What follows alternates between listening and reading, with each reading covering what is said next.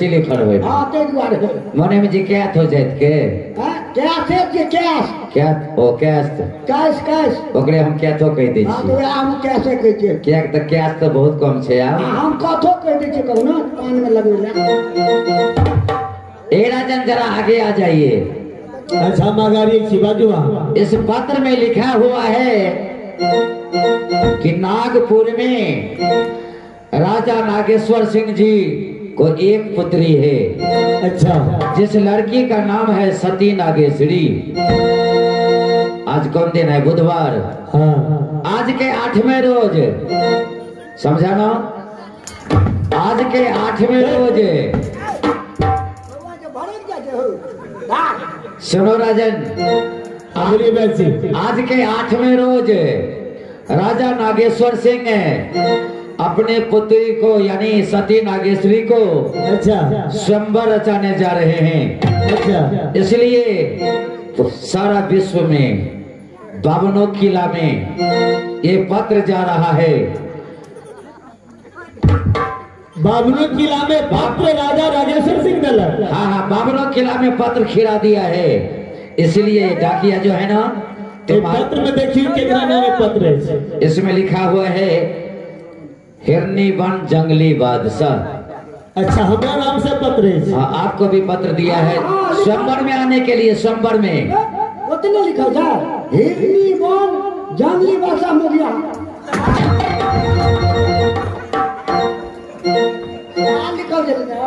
नहीं ब्याज जी हाँ अरे जब हमारा नाम से पत्र है अच्छा तो कौन हम अकेले में चीजें चल जावे। हमरा माता जी से सलाह लिया पड़ते। माता जी से तने अरे माता जी तो इसमें अवश्य सलाह देंगे। अभी तो तुम्हारा शादी भी नहीं हुआ है ना से तो नहीं भैला। अब देखो तुम्हारा मम्मी अब बहुत बुरी हो चुकी है। वो तो छे खाना बनाने में दिक्कत हो रही है परिवार में। तब खाना भी बनाने वाली नहीं है। तो तुम्हारा मम्मी जो है निश्चित तुमको सलाह देगी कि बेटा तुम इस स्वयंवर में जाओ और सती नागेश्वरी को डोरा फना के लाओ। ठीक है ब्याज जी एक बार हम माता जी से पूछ लीजिए। पूछा पूछी बात में हम बहुत जगह चला चल हम जा छियो तो तोरा के खाइला के जो ना भंसा भेज जी तोरा खियबियो।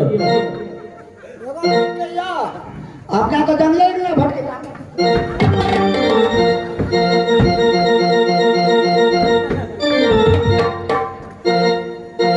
माता जी अरे खुशी की बात हाँ बेटा जंगली अरे जो दिन से जंगली जब कहां पे जंगल में लेली से हमरा नाम से ने कोनो पत्रियल ने कोनो नोटियल ने हकारियल।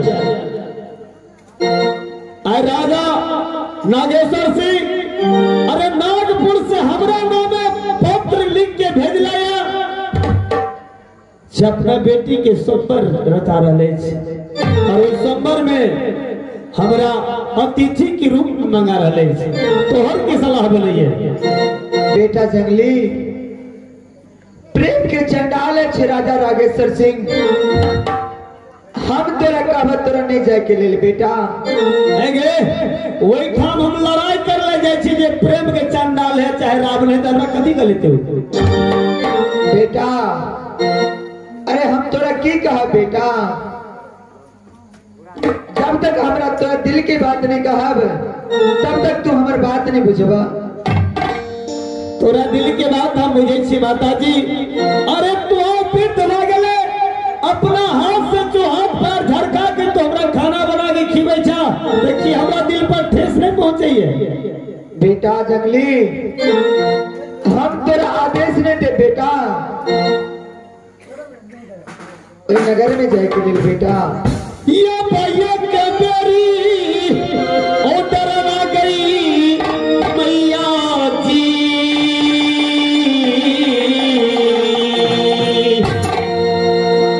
ये बेटा बेटा बेटा मैया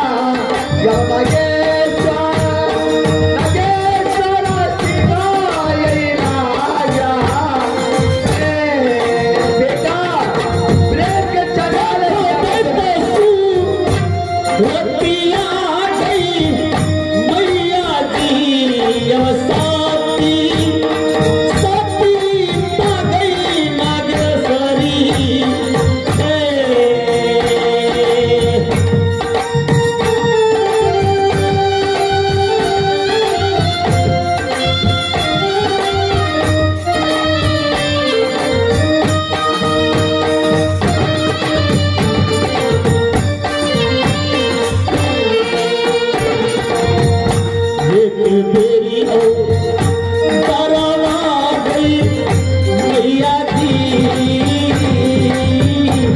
बात एक बार हमरा जा दे लेके देरी ओ करवा गई मैया जी। अब जियो जियो अपना बेटा के।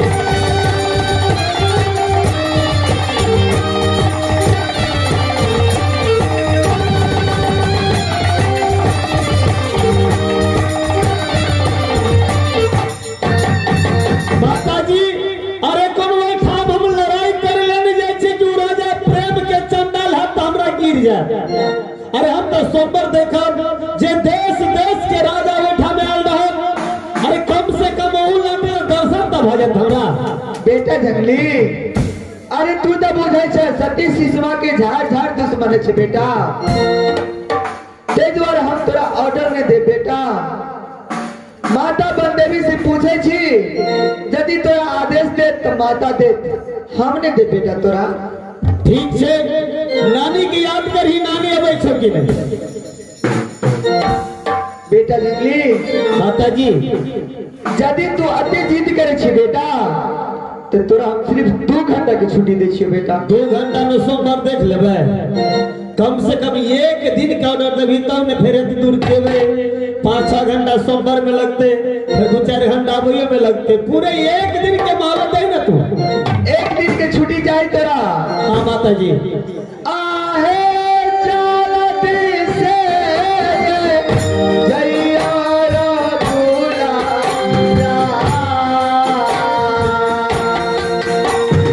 आहे परमाना हमारा खुशी गई झेल में। आहे देखबै सासु रतिया रघुला देखब सती नागेश्वरी की कितनी सुंदर सूरत है बेटा। माताजी अरे सुनते चली जे नागपुर में राजा नागेश्वर सिंह के पुत्री जेकर नाम सती नागेश्वरी है। आहे चलती सोहमा जे गई मैया जी।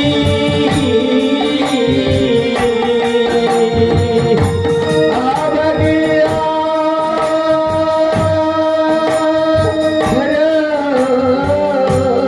माताजी दुलरा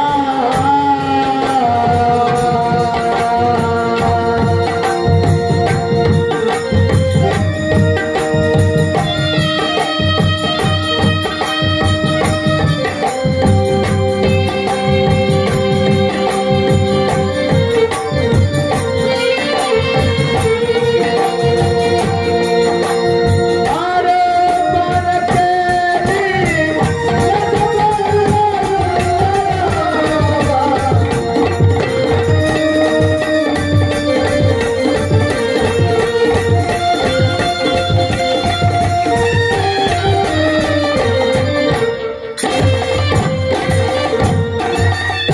बेटा जंगली माताजी यदि तूने माने छी तो जा बेटा एक दिन की हाँ पूरे एक दिन के छुट्टी लेके हम जा रहा छे माताजी। अरे 2 दिन नहीं लगे। ठीक है बेटा। हम जाता माँ। हाँ जो बेटा प्रणाम माताजी। मेरे